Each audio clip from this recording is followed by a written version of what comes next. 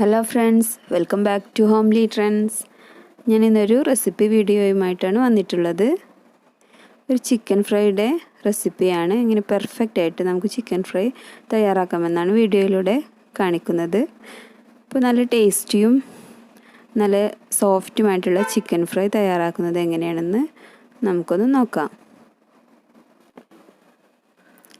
Chicken fry തയ്യാറാക്കാൻ വേണ്ടിയിട്ട് ഞാനിവിടെ ഏകദേശം ഒരു 3.5 കിലോ ചിക്കൻ എടുത്തിട്ടുണ്ട്.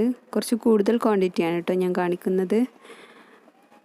നന്നായിട്ട് കഴുകി വൃത്തിയാക്കി ചെറിയ പീസാക്കി വെച്ചിട്ടുള്ള ചിക്കനാണ്. പിന്നെ നമുക്ക് മസാല തയ്യാറാക്കാൻ വേണ്ടിയിട്ട്, അരപ്പ് തയ്യാറാക്കാൻ വേണ്ടിയിട്ട് ഇത്രയും സാധനങ്ങളാണ് ആവശ്യമുള്ളത്. ഇപ്പോൾ നമ്മൾ മല്ലിയിലയും നാരങ്ങാനീരും ഒരു കോഴിമുട്ടയും പിന്നെ 2 കഷ്ണം ഇഞ്ചി, ഇത്രയും പച്ചമുളക്, വെളുത്തുള്ളി, കറിവേപ്പില ഇതെല്ലാം കൂടെ നമുക്ക് മിക്സിയുടെ ജാറിലിട്ടിട്ടൊന്ന് ഫൈനായിട്ട് അരച്ചെടുക്കാം.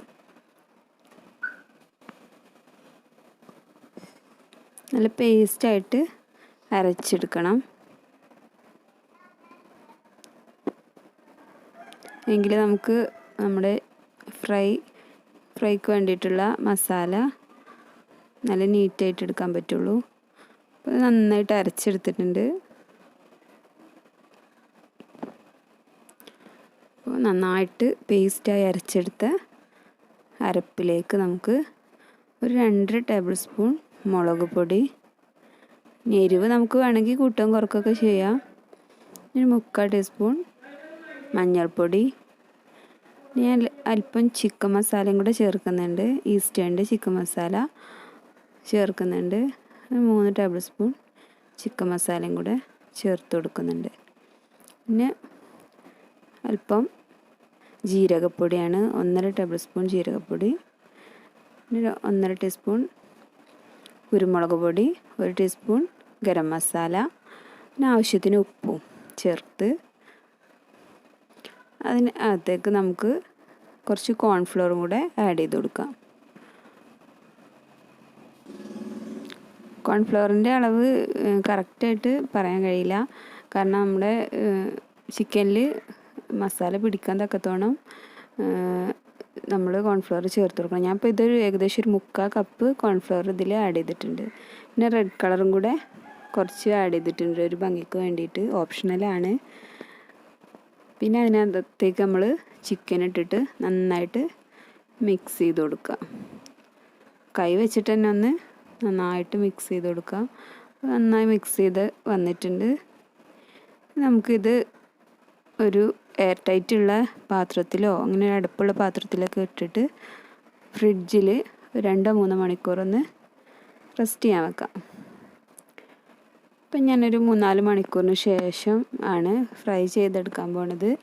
ഞാനിതുപോലെ ഒരു ചട്ടി വെച്ചിട്ട് അതിനകത്തേക്ക് കുറച്ച് ഓയിൽ ഒഴിച്ചിട്ട് നന്നായിട്ട് ചൂടായി വരാൻ വേണ്ടി വെയിറ്റ് ചെയ്യാണ്.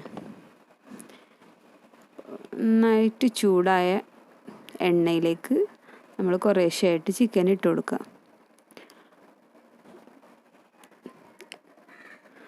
ഓയിൽ ചൂട് കുറവായാൽ നമ്മൾ മസാല തേച്ച് വെച്ചിട്ടുള്ള ചിക്കനിൽ മസാലയൊക്കെ 2 ഭാഗത്തേക്കായി മാറിപ്പോകും കേട്ടോ, ചിക്കനിൽ പിടിക്കില്ല.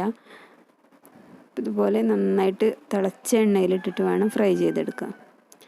ഇത് ജസ്റ്റ് ഒന്നിങ്ങനെ മൂത്ത് വരുന്ന സമയത്ത് നമുക്ക് 2 പച്ചമുളകും കുറച്ച് കറിവേപ്പിലയും കൂടെ ഇട്ട് കൊടുക്കാം.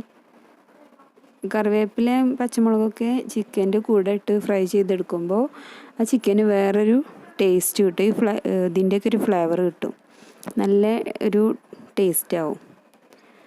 ഇത് ഫ്രൈ ആയി വന്നിട്ടുണ്ട്. അപ്പോൾ നമ്മുടെ ചിക്കൻ ഫ്രൈ ഇവിടെ റെഡിയായി. വളരെ പെട്ടെന്ന് തന്നെ തയ്യാറാക്കാൻ പറ്റുന്ന ഒരു വിഭവമാണ്. കണ്ടില്ലേ, നല്ല അടിപൊളിയായി മസാലയൊക്കെ പിടിച്ച് നല്ല നീറ്റായിട്ട് വന്നിട്ടുണ്ട്. നല്ല ടേസ്റ്റുമാണ്,